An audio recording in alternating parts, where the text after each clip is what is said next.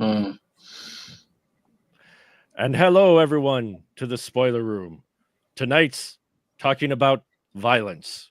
Welcome to violence and podcasting and sex posing as podcasting and podcasting posing as sex. You never know what you're going to find on the internet, but what you have found is the spoiler room, everyone. Welcome once again. Thank you for venturing down the stairs, pulling up a chair, and popping your favorite drink. And what I love about that intro that just popped into my head was the nervousness of both my crew members tonight who are with me to close out our Killing It month. Because wondering what I've gotten into. Yeah. So. Wait, sex? What? Now I'm glad we're not in a studio together, Mark. You know? I was running late. I was like, now I wish I was running later, but no.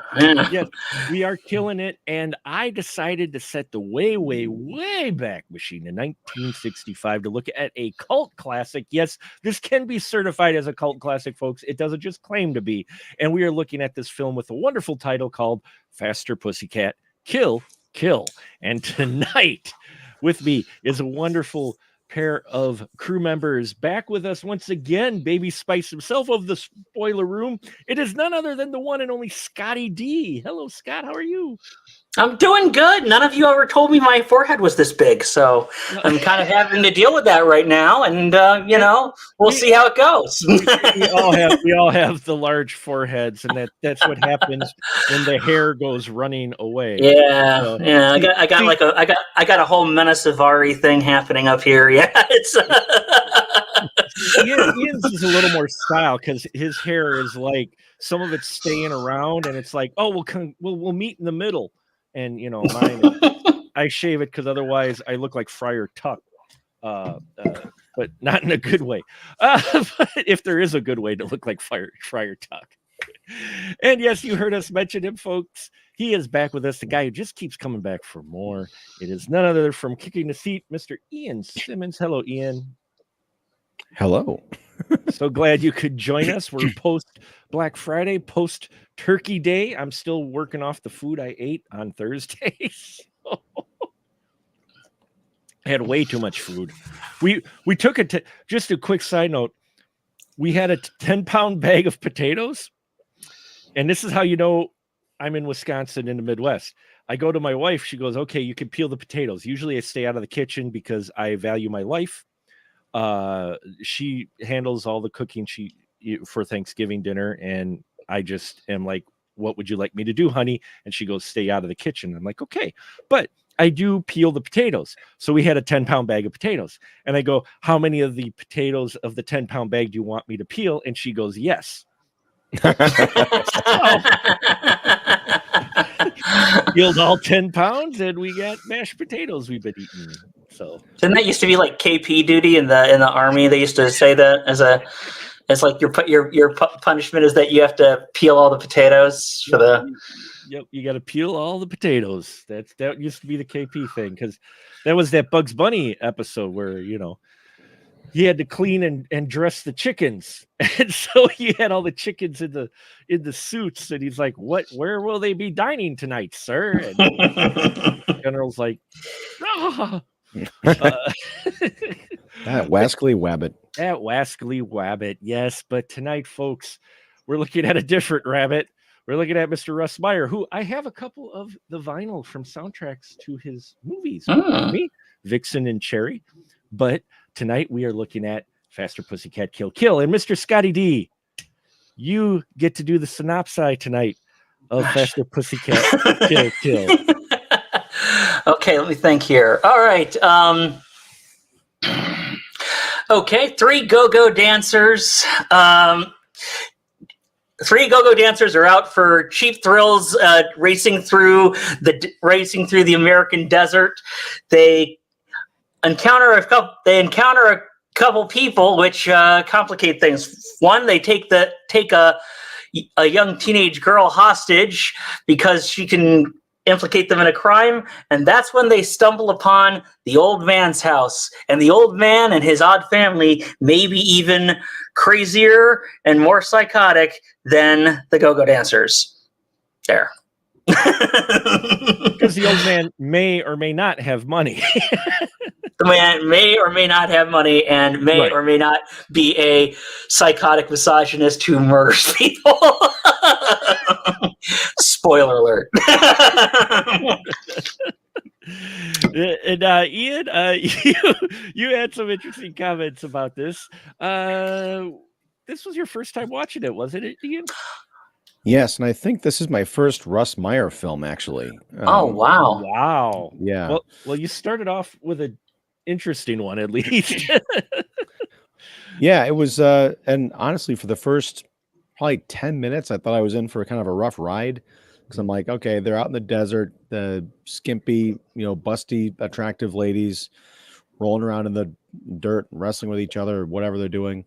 But then when the plot kicks in, I was curious. And then by the time we got like halfway through the film, I think that's when I messaged you, Mark, and I asked if Russ Meyer ever sued Toby Hooper when Texas Chainsaw Massacre came out, because this movie becomes Texas Chainsaw Massacre like 8 years before TCM came out. It's unbelievable.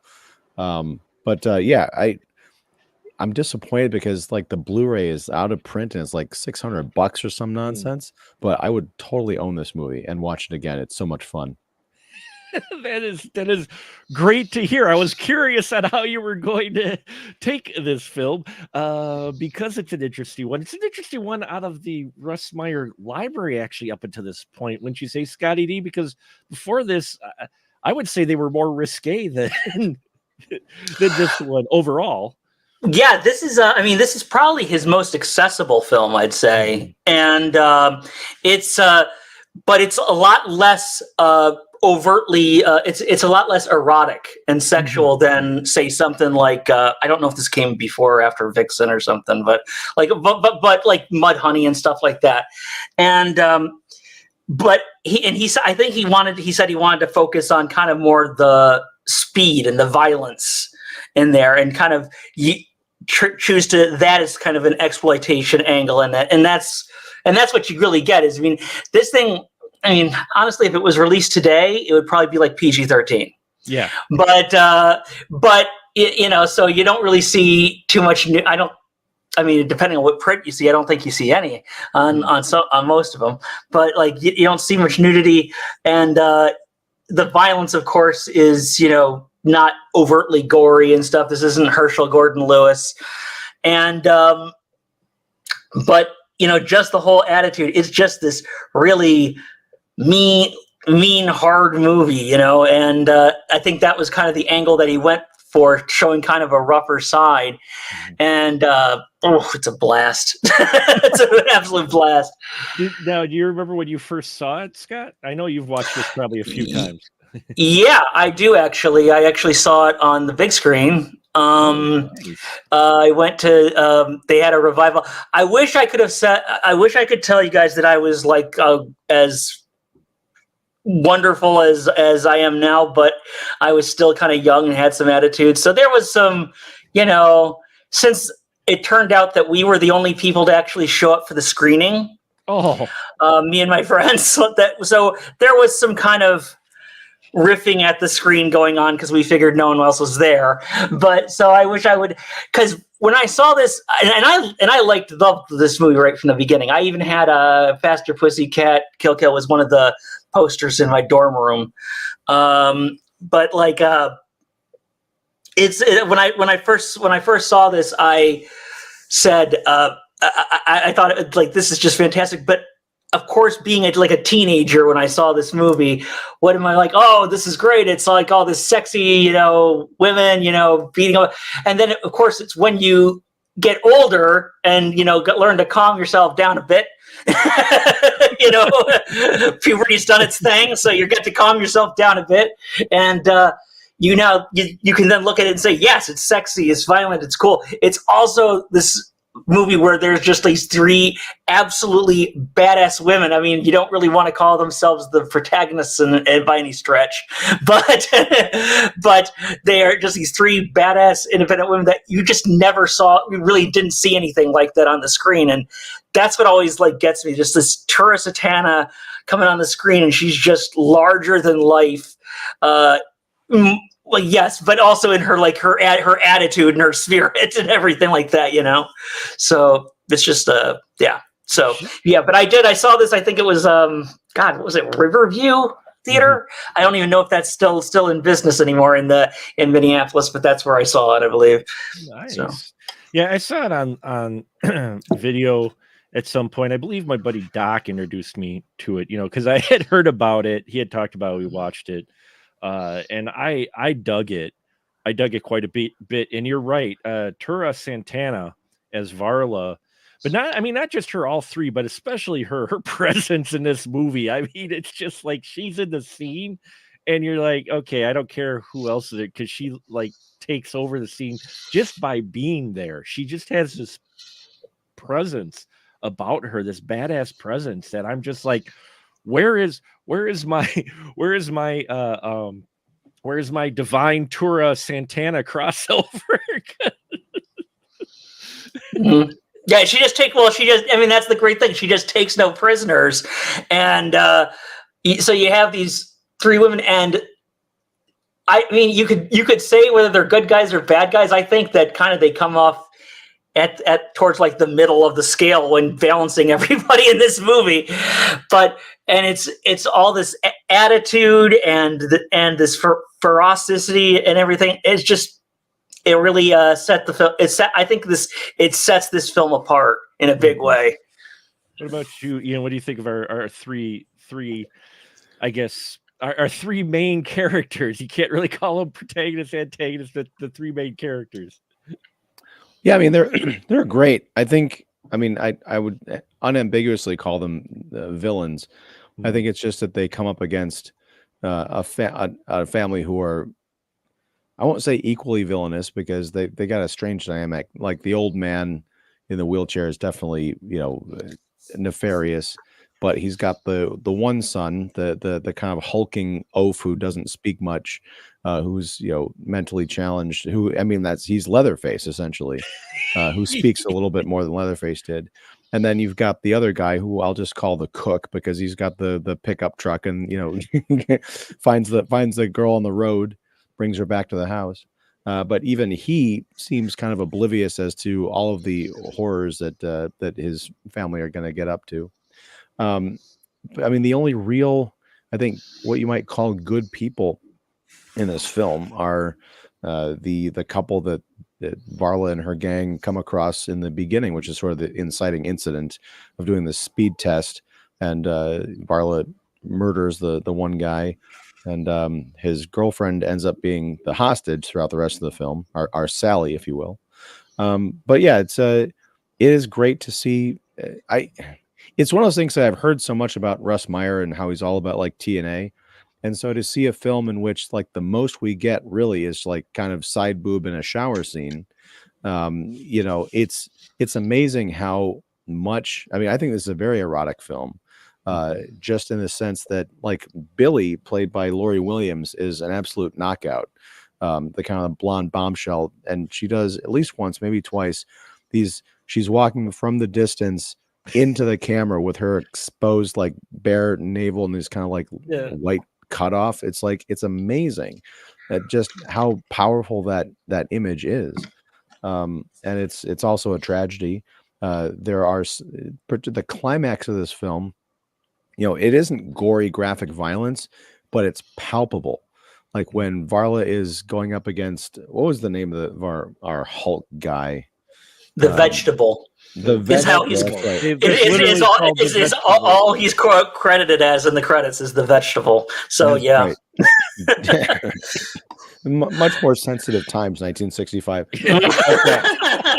when she is driving that car into the vegetable, played by Dennis Bush, he is using all of his strength to stay alive, and she's using all of her strength to try and run him over, meanwhile digging her car tire into this dirt. And everything about that, these close-ups of like muscle and gloves gripping the steering wheel and the wheel grinding itself into the dirt, it's some of those powerful imagery and sound I've seen in any movie that I don't know why more people didn't take notes from Russ Meyer, certainly today. I guess probably because you would be canceled if you admitted to doing so. Well, I mean, Russ, the thing is that even though he worked in, exploitation primarily, Russ Meyer, and he has a thing for like, oh, yes, and his films were very low budget and everything. He knew how to shoot a movie, and he knew what he wanted to show in that movie, and he knew exactly the shots he wanted to get. And so even like later you'll see that his editing becomes even more frantic as his career would go on, like in the mid 60s and the early 70s and stuff.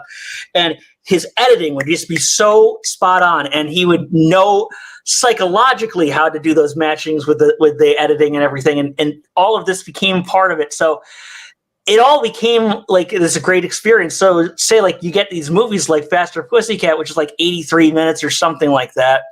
And by the time it's done, you feel like you've just been like in a car that was like barreling down the road at 120 miles an hour, burying the needle, and the brakes went out. Yeah. That's what these movies feel like. It feels like you've just been through it, but he knows exactly what he's getting. And I think that's kind of a testament to his strengths as a filmmaker. Well, I mean, even if outside of that scene, even earlier in Faster Pussycat, the race scene, because they're doing time trials, and this couple's just doing time trials out in the desert, and they come across our three ladies, and they're doing racing. And so, Varla decides to challenge the guy to a race, and, plays to, she insults his male ego of sorts, or plays to it, his need to prove himself.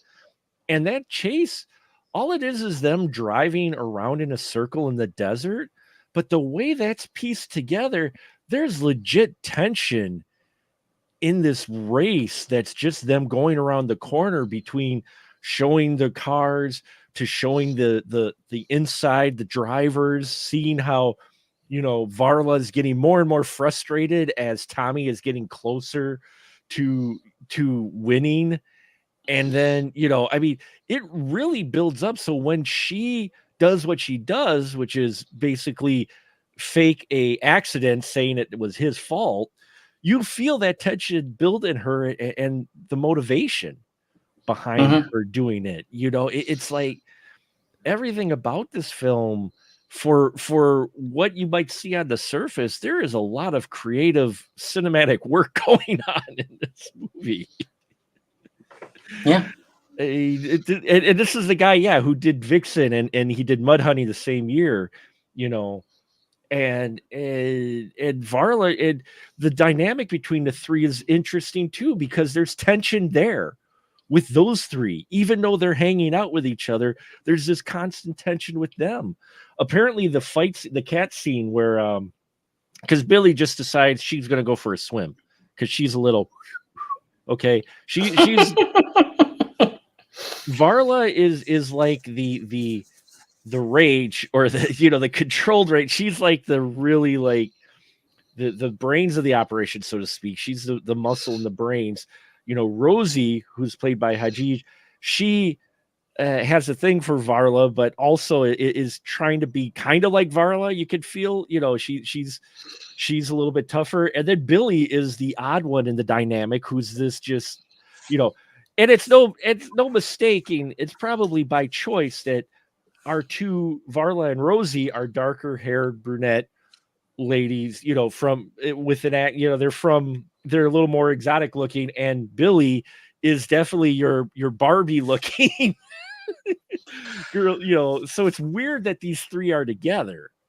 Well, I think that, and they all work together as dancers at these clubs and stuff, which, actually the actresses were all dancers who worked at clubs together. It's how Russ Meyer got a lot of his talent and stuff. Was at the the go-go clubs. I think they said the name of the club was Losers or something. Yeah. But yeah, but I mean, I think Billy is the one of the trio that is exactly what you think she is from the beginning, which is that Varla is actually looking for excitement, but she's also looking for money and independence and, power. And, Haji is just there. She's really there for Varla, honestly. But Billy, she's just a few fries short of a Happy Meal, as George Wallace would say. And she's just looking for a good time. She's just looking for fun, looking for kicks. Exactly what you would think they are, like, just these delinquent types. But she's the only one that is that, and that's why she seems a little bit more pure and easily corrupted than the other two, I think. Right. Would you say that, Ian, that she seems like more easily corrupted? I don't know. It's hard. I've only seen the movie the one time, so I think I need to watch it again to really appreciate the dynamics between them, because they all seem to have their own thing going on. I couldn't quite get much of a read on Billy because at times it almost seemed like there was going to be a power struggle between her and Varla, but when Billy loses, was it Linda was their hostage, I think. There's a real sense of like danger, like she's gonna get like in trouble if she loses this girl, and she does. I don't know. The movie needs to be. I need to watch it again, probably a few more times, not only for just enjoyment, but also to pick up on everything that was going on. And I never thought I'd say that about a movie called Faster Pussycat, Kill. A movie that, by the way, had the decency to put all the proper punctuation into its title, which I greatly appreciate. It did. Which this wasn't the original title for it, but it's the one that eventually spawned, because I think the first two weren't as interesting, because they made this after or just after Psychomaniac or Psycho, I forgot the name of it exactly. Motorcycle, thank you. So I was reading up on this a little bit, and apparently Russ Meyer, because Motorcycle kind of gathered this traction, he wanted to make a similar movie but with women instead of men. So that's where this came from. But the title, I forgot what the title initially was. Apparently, but Russ Meyer gave the film its title because he claimed the film title had everything in it when it contained speed, which is faster, sex, pussycat, and violence, kill, kill. So the title delivers exactly what it was. But if I forgot where I read it somewhere, that it wasn't exactly going to necessarily be that at first, but that's where it eventually came from. But it's in that very small group of titles like Texas Chainsaw Massacre or Hollywood Chainsaw Hookers, where you have a title and like it tells you everything you need to know about the movie, and everything about the title is even cooler than the last thing in the title. Faster, yes. Pussycat, yes. Kill, yes. And it's the same way the other ones. Hollywood Chainsaw Hookers, Texas Chainsaw Massacre. It's like builds up. I like it. That's a great point. Wow. That does. It just title that it gets you more excited as you talk about it. Perfect titles. They're not hiding what they are. I think for me, when I watched it, I was in the same boat, though, for your three leads that you have when it first opens, the fact they're go-go dancers, this, it was far tamer than I thought it would be for a Russ Meyer film. But at the same time, it's still subversive. It's still got that edge to it in just a different way. I mean, you have three ladies here who have no problem with violence overall. I mean, Billy didn't like Varla killing Tommy, not because she killed someone, it's because it was going to get him into trouble. Well, yeah. It wasn't the fact that she killed someone. She didn't give two rats' asses about Tommy. It was the fact that, well, crap, we're going to be in trouble now. Well, she still has the presence of mind to worry about, her self-preservation, whereas the other two are just, off the reservation altogether. So, although this is something that I was wondering about, and I thought the film might go in that direction. Like, they're out in the middle of nowhere. They could have just, buried the bodies and just been done with it, right? They could have buried Tommy, but I think there's the loyalty to the gender, for lack of a better phrase, that Varla didn't necessarily want to kill. I mean, because she could have easily, and she tries to come up with ideas, reasons why she's not killing Linda. Oh, we're going to use her as an alibi, or we can use her as a tool or whatnot.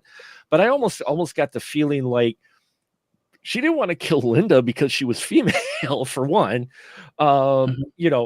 and two, I think Varla actually appreciated Linda's genuine innocence versus the people she's been hanging around with. And maybe it's something that she hung on to because she didn't have it anymore. I don't know. Maybe I'm making mountain out of molehill. Yeah, I would need some examples of any kind of tenderness towards Linda, or any kind of introspection. Not tenderness, but just... Well, but you said it, appreciation. I didn't see her appreciating anything about Linda. I don't know where that's coming from.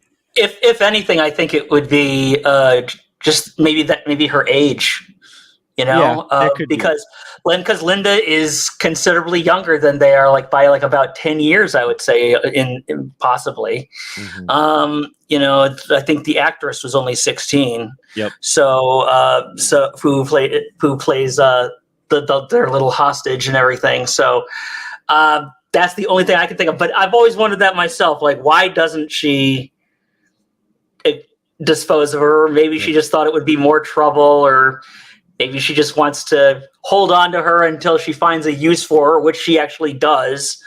That's probably, I'm thinking, was what she was going for. I don't know. Appreciation is the wrong word, but just, I don't know. Maybe she's seen something in Linda that she secretly missed. And so she, or like you said, Scott, maybe it was an age thing that, she disliked men more than she disliked a 16-year-old girl who saw her witness. And as long as she kept her in control, she had no problems with Linda, because she was always about, well, just give her some more pills if she wakes up. So it was about controlling her as well. Go ahead. Were you gonna say something? Oh, sorry. But then our three meet up with the not Sawyer family. And it's interesting because the dynamic really doesn't change between the three ladies. It doesn't feel like as much, I don't think. More so that they were like, wow, these guys are the reason, or at least Varla, the impression I got from Varla was the old man and the vegetable are the reasons why she hates men. In some respects, whereas you get the book boy, who's the smarter guy, seems a little bit more level-headed. She seems more into him, but I was trying to figure out the motivation for that one outside of just carnal. She seemed to really kind of like the smart one of the family. But I don't think so. You don't think so? No, I think she's trying to get the money. I think everything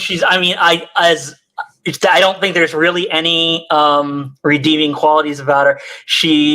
I think she's just out there to get the money. And she said, and I think that it's, we're going to split up. You go with the muscle guy. I'm going to go with this guy. We've got curves in all the right places. Let's see if we can get these guys loose enough to talk. I think that that's all it really was. I think that she would have stabbed him in the back as soon as he turned around. Yeah. I think that she was just really that that focused on it, and I think that she had no problem taking out anybody that would get in the way of her goal. So Yeah, I agree with that, and I think that was one of the nice, I guess, layers to this is that was it Kirk? Was that the older brother? I think so. Yeah, Kirk. Yeah. Played by Paul Trinka. When he goes out with Varla and they start getting it on, and of course, Rosie, who I just keep wanting to call her Frenchie for some reason, but she sees them like starting to go at it, and she gets this insane like jealousy, right? But Kirk, he of course, because Varla's very attractive and she's very different than probably the other women he's encountered out there living in the middle of nowhere. But he gradually, or maybe not so gradually, discovers how crazy and twisted she is, and that kind of it speaks to his character because it kind of turns him off. He's not like, oh yeah, I'm into this. He's like, nah, I'm not really about this. And I didn't expect much from his character. Again, probably because I had Texas Chainsaw Massacre in my head. I thought he was just gonna end up like being the cook, but no, he becomes, I don't want to call him a hero, but he becomes almost the final guy in this film. A survivor with Linda, barely. Yeah, there was going to be some therapy involved later on, I think. For sure. Well, there was the scene where Linda and Kirk are out in the desert because I'm skipping over a whole bunch of stuff, but essentially they had struck out on their own, whereas Billy and Varla were going to go back to the ranch with the guys or whatever. When all the stuff that happens at the ranch goes down, Varla goes back out into the desert, and Kirk and Linda think it's the vegetable driving the car or the truck. Turns out it's not. It's terrifying. I was thinking of The Hitcher for some reason with Rutger Hauer being out in the middle of nowhere. There's you on foot and a maniac in a car, and it's all flat land. Unless you can get to some place where there's, some place you can get to something resembling high ground, but there's not really. And this car has a lot of gas and you don't have that much time or energy.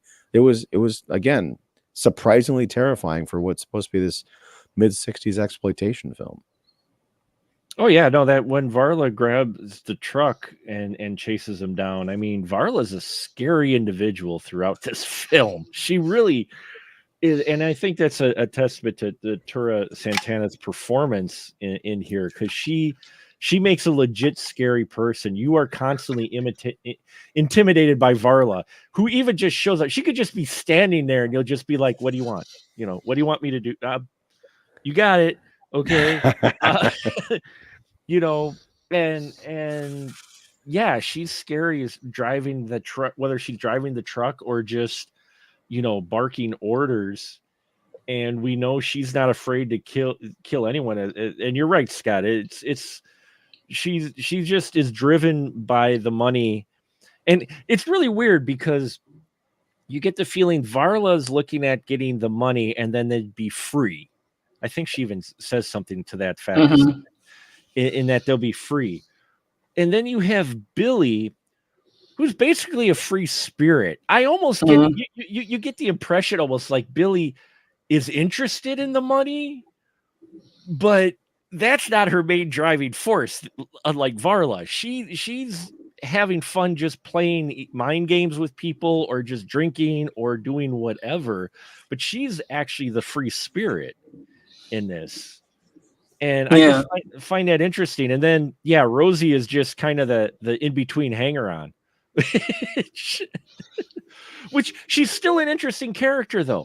I still find Rosie the interesting character, even though she seems to be just the minion of Varla.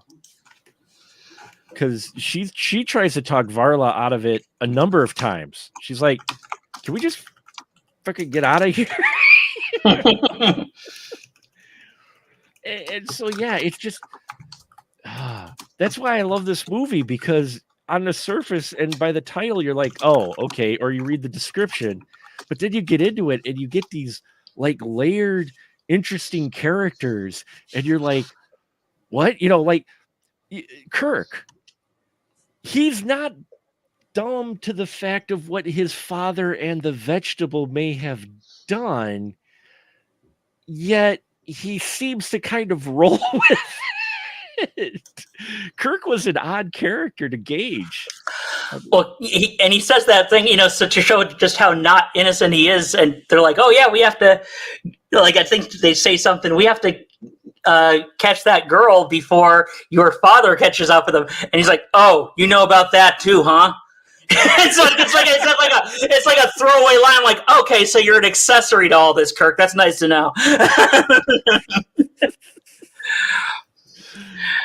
Yeah, and I like that, it's with his character, he's not exactly clean cut either. I mean, it is. Linda's the only innocent in this entire movie.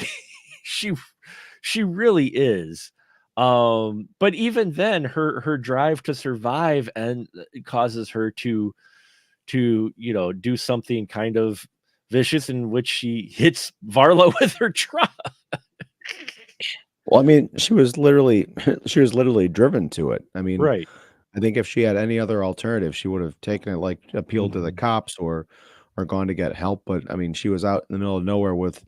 I mean, yeah, it's the Hitcher. I think is an apt comparison. Also, like Terminator, just these unstoppable forces that keep coming, and you have no choice but to. I was gonna say go against your nature, but almost dig down and find that the primacy, the primal nature of kill or be killed. It's heartbreaking because you can see she was really eaten up about it, at the end of this movie. Yeah, she doesn't want to. She doesn't necessarily want to, but she wants to save Kirk, because out of all the people she's met so far, Kirk is probably the least worst person. And she sees Kirk as probably, her best way out.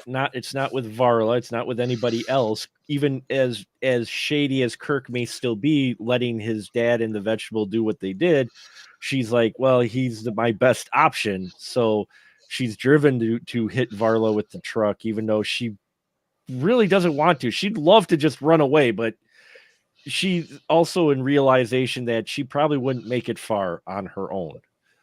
No. Right. There's also, that extra kind of head scratching moment, I guess. Kirk is kind of questionable character, but when he's out in the desert with Linda, he doesn't. I mean, it is really all about survival. At no point that we see does he kind of put the moves on her or act in a way that his lineage might suggest he would. Yeah, he's not. He's not a creeper himself. He hasn't said anything about his. Yeah, he just turns a blind eye to. Yeah, he turns the blind eye to the creepiness because it's his dad.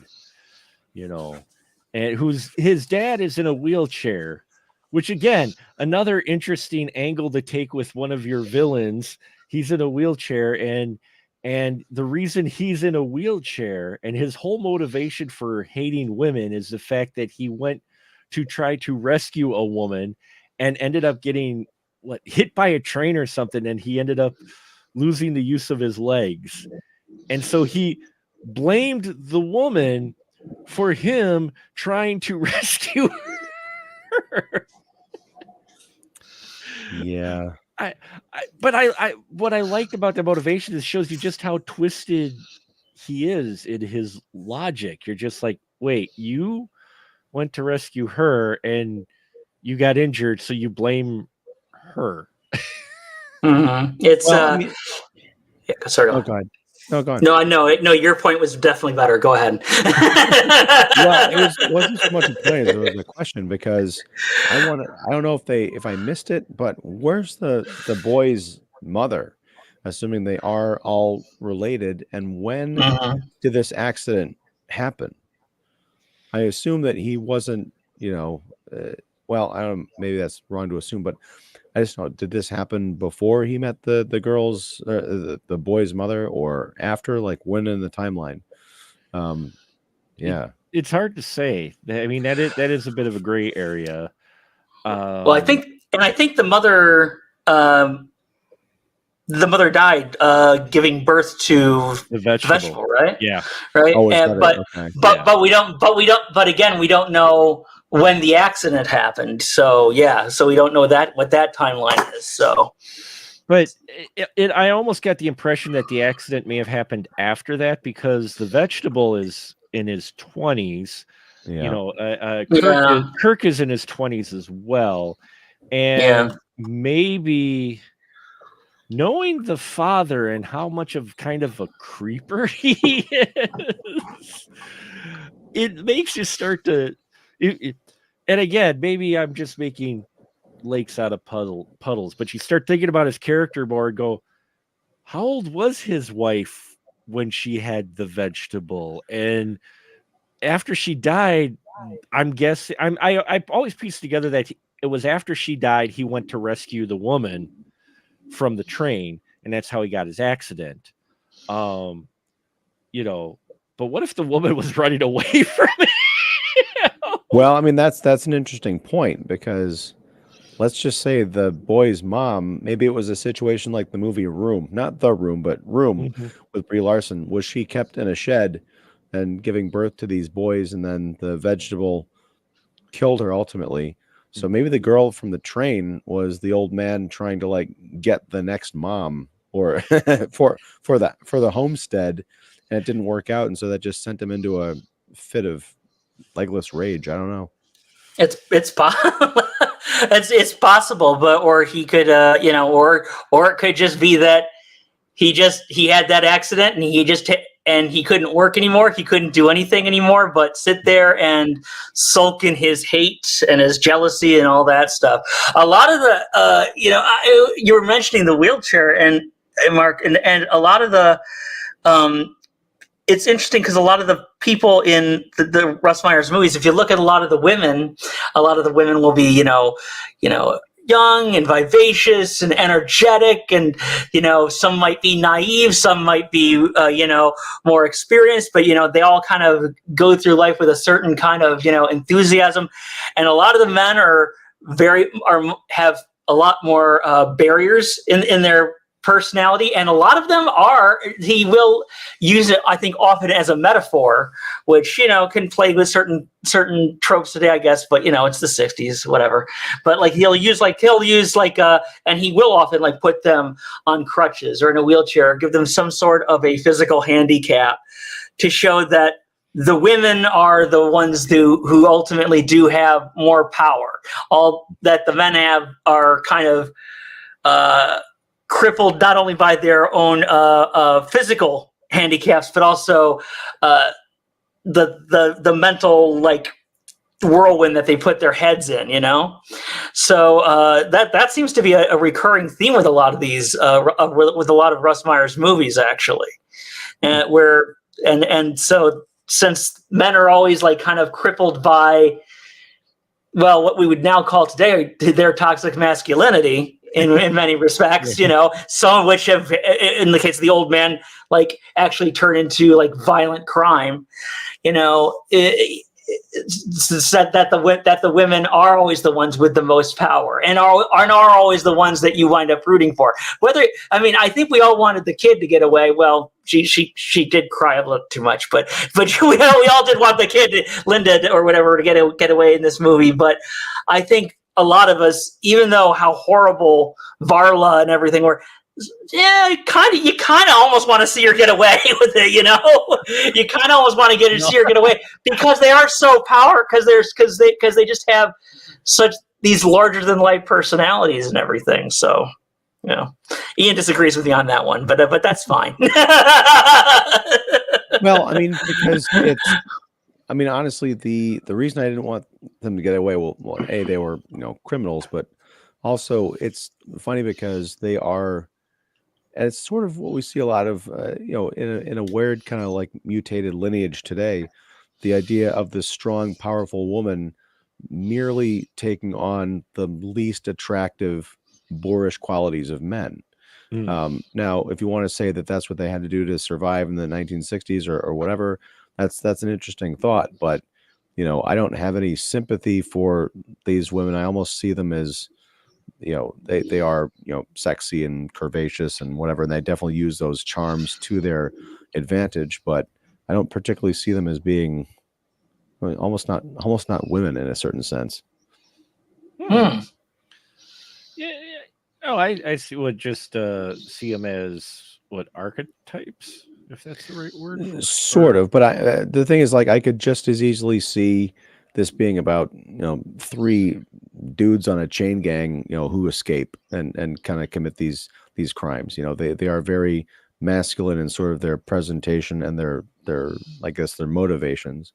But yeah, I feel like they, again, I haven't seen a lot of Russ Meyer's other movies, and in fact, I've seen none of them. But yeah, I just thought it was interesting. You have these very attractive, women, very titillating. I think isn't there an earlier montage of like a bunch of like leering, drooling guys from the Go-Go when they're Club? dancing. Go, baby, Yeah, go! Right.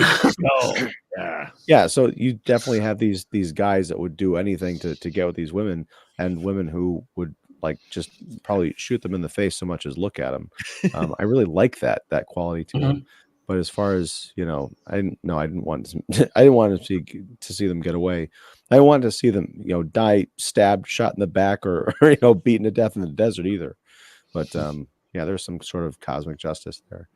But no, that was the other interesting thing is like those shots of those men, I think, like kind of leering and really salivating over these women was almost like a meta tease within the film, because we never see these women in full states of undress. It's always those teasing kind of go-go outfits, which I think is another kind of fun layer. Yeah, he's playing at the audience. It's like you've got the opening and you've got the representation of the go-go dancer patrons who are drooling, and then later on he puts in a few scenes that could be considered titillating to your audience, with the shower scenes in that as well, turning you almost into those leering folks. Not intentionally, not saying that, oh, I'm drooling over that, but I'm just saying, giving you a similar view to what they had in the Go-Go Club, only it's out in the desert, but now you're the audience. There's no one else around. You're the people leering, or at least watching them as they're showering from the badly maintained water tower. Oh, sure we are. We all are. Yeah. And a lot of and not just even in the segments, like just how they move, very, very deliberately, I think they're like wearing heels in the middle of the desert. And like, someone doesn't just deliver a line, they kind of toss their hair back and laugh, or they lounge across the hood of the car, or lean seductively against the wall. People are like kind of like almost like posed here, like in it, and you could take virtually any scene and look at it and say it looks just like one of those old like detective pulp things from the 50s and 60s, like the really like the rough ones that they used to sell, where like oh, she should have said no, and like that kind of stuff, where they like case of the headless doll or whatever. I don't know. And they all had this very lurid these lurid covers of these old detective pulps. A lot of these shots just with the women and everything and how everybody is presented, it felt like it could have just been like we're gonna actually take this cover and now we're going to actually like shoot it as a movie, so. Well, yeah.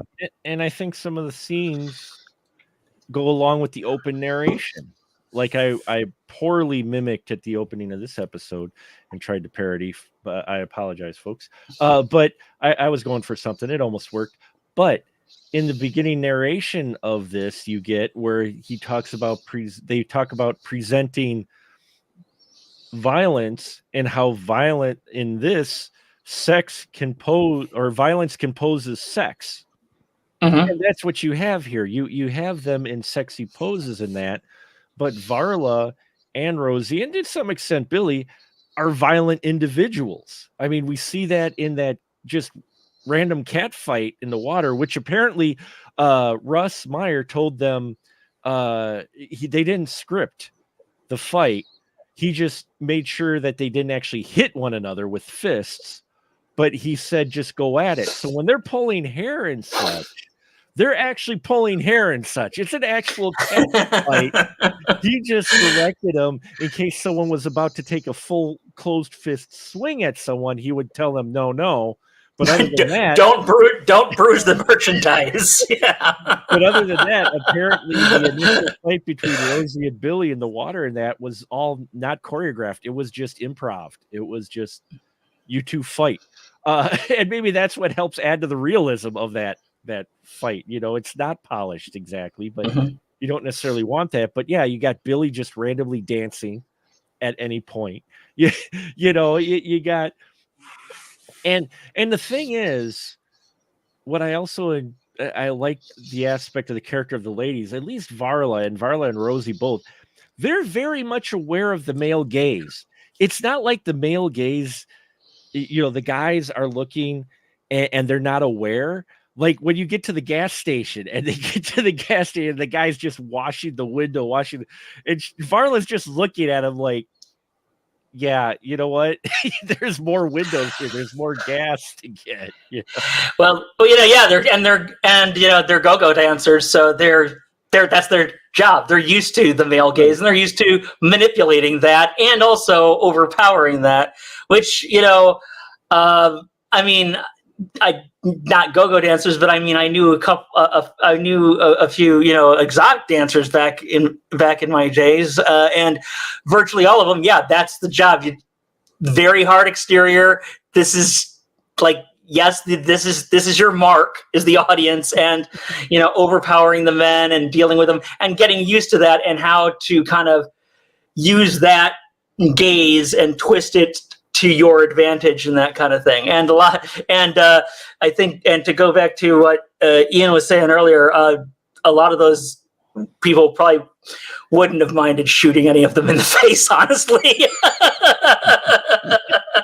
from what I remember. So, yeah, so it's just interesting dynamics throughout this whole film that, from the title and from it being a cult classic, which, by the way, folks, it has warmed up over the years. Was not a hit. Go figure, like any other Russ Meyer film. Didn't do well at all. But it's warmed up over the years. It's got a 73% rating on Rotten Tomatoes. Yeah, and then you can safely ignore that other 27% with whatever they say.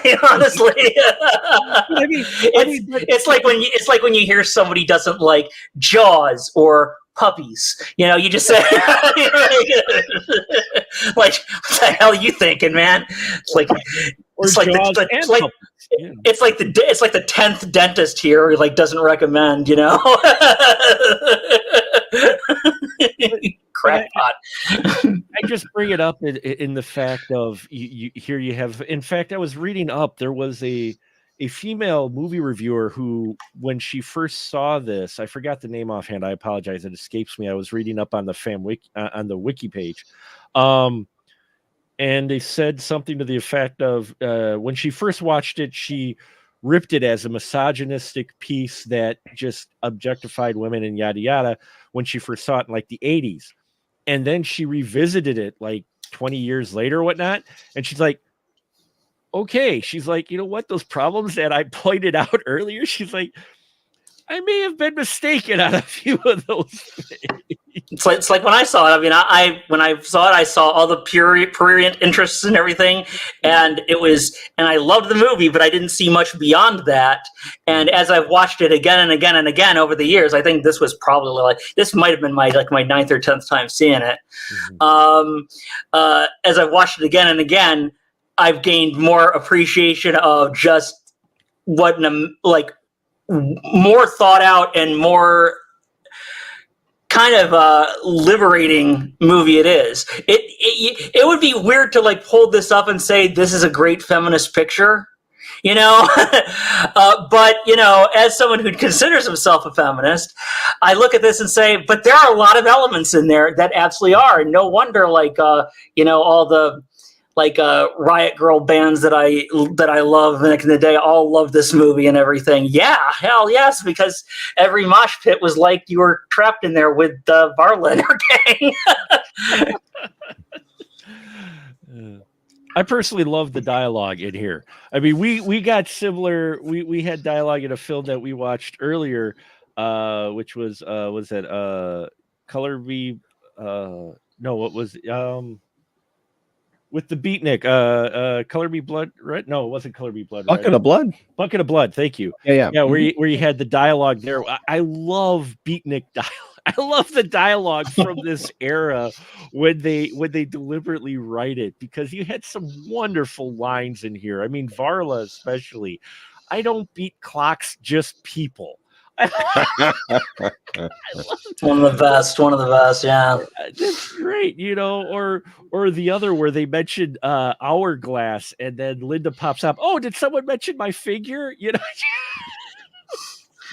I like it when the gas station attendant is like, it is, as you were mentioning earlier, is like glaring at her in the thing, and it's like kind of glaring at her cleavage. She says like, "Oh yeah," and it's like, "Sorry, I was just looking for the the place to put in the gas thing." Well, it's not down there, Columbus. That's a good one. But there's just such great dialogue, fun dialogue in here when you listen to it now, that it's like, oh man, make it almost like it's almost making a commentary on the dialogue of the time. Yeah, go ahead. There's YouTube compilations of clips of seeing like the best quotes from Faster Pussycat Kill, and those are fun, especially out of context. I think I looked that up. I was looking on YouTube because they have uploads of the movie on YouTube that you can watch. I wouldn't recommend that. I think you can find out. I think I watched it on Tubi or something like that. Yeah, I did too. Yeah, there was a great restoration of it on Tubi. You watch the one on YouTube, and it's all like muddy and weird and old. Yeah, just looking at one of those compilations, I got a sense for what the movie was going to be, and I'm glad it turned out to be that, because as I mentioned, that first 10 minutes was kind of rough. I'm like, is it just gonna be people, wrestling around in the desert for an hour and a half? No, it was not.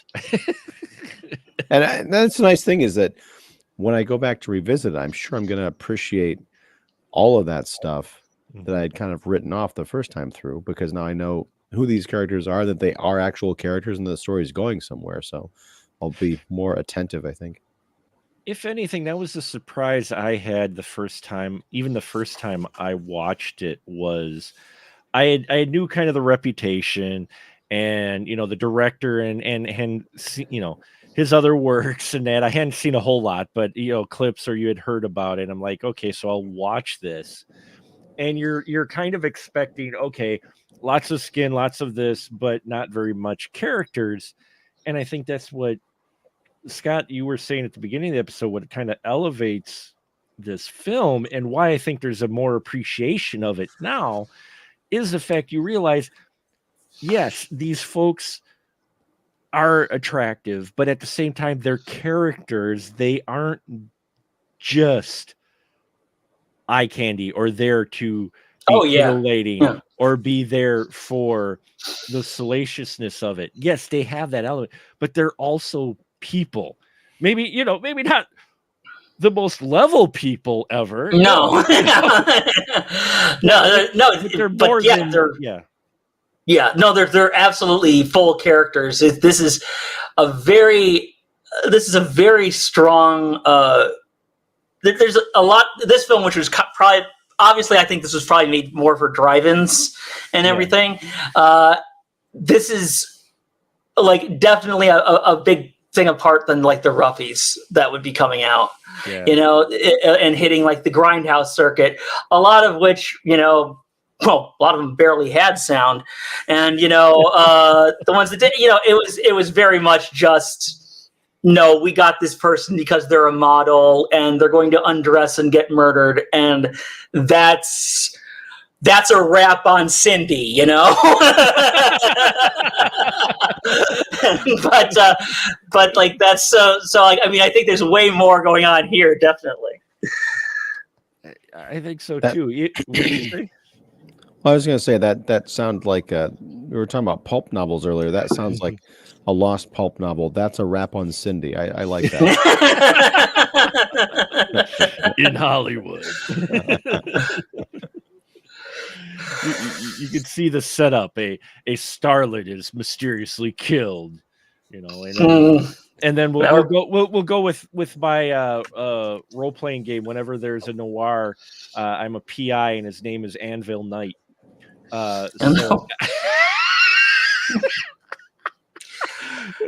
With a KNIGHT. So I always want to do the adventure things and have a character named Bronson Canyon. Bronson. Because that's where they shot them all anyway.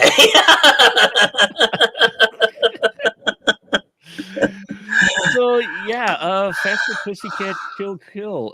Ian, your final thoughts with this film? If you haven't seen it, see it. If you haven't seen it in a while, watch it again, because you might, as Mark pointed out, find something. If you wrote it off initially, watch it with some fresh eyes and see if you get some more out of it. I think I got the full appeal, all the way through this time. Maybe it's the benefit of watching it for the first time as I'm older. I can be titillated, but also understand there's so much more. This movie has so much more going for it than just the TNA or what you might see on the poster. I was very surprised by this movie, and it's instantly became one of my favorites. Scotty D, what's your final thought with Faster Pussycat Kill? Oh, it's a classic. I mean, it's from the very beginning. This is so obviously something apart and above from what you would typically expect from this genre and everything. So I think that Faster Pussycat Kill is fantastic. If you want a sleazy B movie, it delivers. If you want something that's actually kind of powerful and empowering, it's that as well. And if you just want a fun movie, it's that as well. I think the actresses in it, especially Turrisatana, are fantastic. And I think Russ Meyer is just one of those people who, when you work in exploitation, people tend to underestimate you. But like a very few others in that field, he really was a true artist. Even if he was a sleazy guy who liked to talk about women's big bazooms and whatever else he did, and you can find the interviews where he's talking like that and everything. At the end of the day, he had an artist's eye for the screen, and by letting the women work together really well in these movies, I think that's what really creates this great character dynamic between all of them that makes the film so immensely watchable from minute to minute. So I think you nailed it on the head. It's mentally watchable. You're not just watching it from some other part of your body. You're watching it. There's a lot actually going on here, and it's not just us making a lot of nothing or trying to come up for excuses. There's legitimately, if you've watched enough films, you can tell there's stuff done in here deliberately, on purpose, for a reason other than what you might think for an exploitation film. Not saying all of it is, not saying that it's a huge cerebral, but I think there's more going on here than just showing some women in low cut tops, being bad. There's more going on here, and he's trying to say something at least a little bit more, or trying to make an actual movie, not just something that is going to play that Travis Biddle's going to watch. Bickle, mm-hmm. yeah, it's an actual film, and of his library, I think this is one of his best pictures. In all honesty, it's like this was the one where he decided, I'm gonna make a real movie, and I'm gonna make this one, and there's an interesting vibe to it, as kids would say. There's an interesting dynamic between your characters, and you're not quite sure where it's gonna go. And even at the end, your Varla character really goes. She fights tooth and nail to her best of her ability, which I love. I just, because it leaves you questioning, wait, is she gonna make this out of you have that question even at that last few minutes of this movie. You're wondering, Mhm. will she actually survive this or not? And will she, folks? You're gonna have to check it out yourself.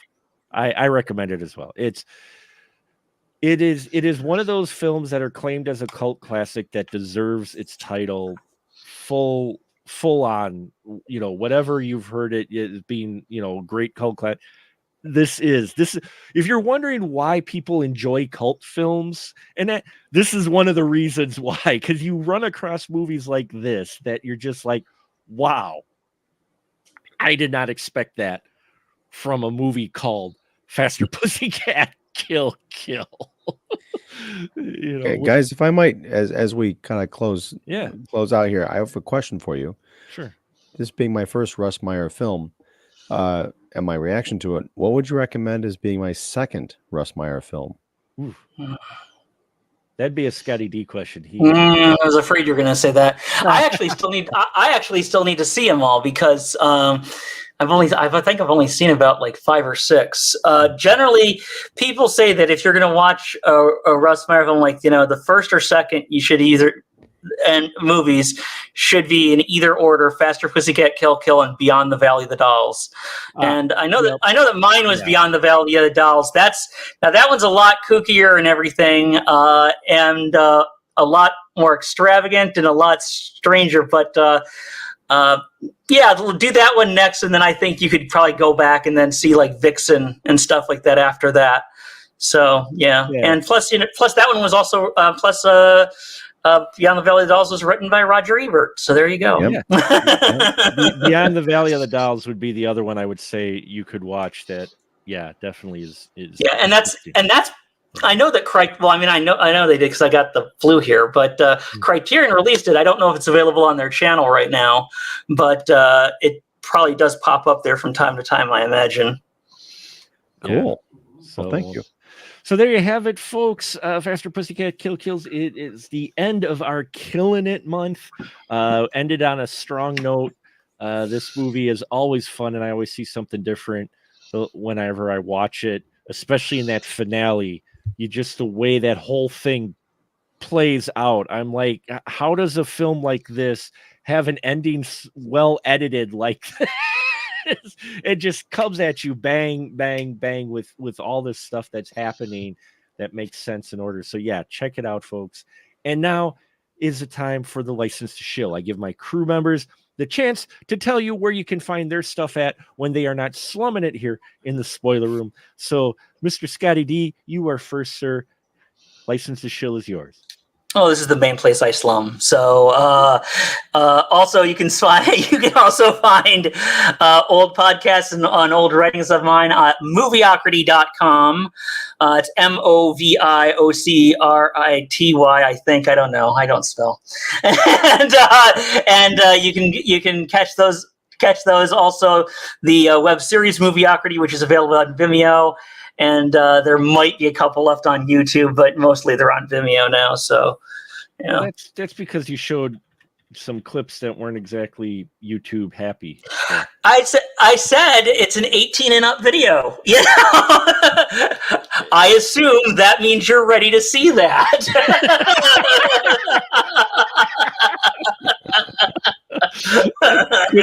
Quit using your brother's login for YouTube. Yeah, I know. Yeah.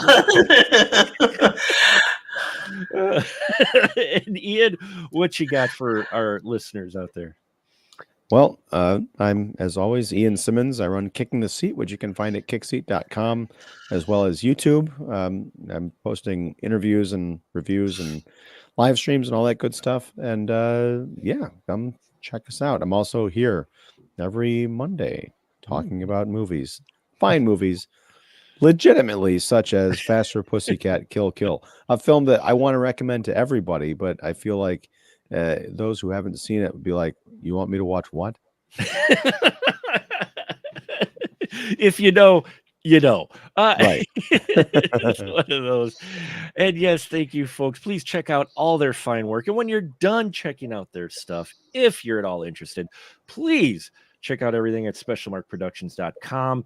And keep it right here. Thank you. Also, by the way, our live viewing audience. We've had one or two folks watch us tonight. We are live every Monday night, unless otherwise there's a holiday. And we're in December. It's our final month. We're going to be doing our final Perfect 10 episode, which is Carrie. We spun the wheel and well, we flipped the coin actually, because we did have many left. So it's going to be Carrie. So next month's theme, December, is She's Thinking Out Loud. So that is our theme, and we are looking at 1977, The Spell, 1977, Kathy's Curse, Carrie, and Friday the 13th, Part 7, New Blood. Yes, we're looking at ladies with telekinesis. That's the theme for December, is films that feature female characters with telekinesis, and things don't go well. So I hope you find that interesting.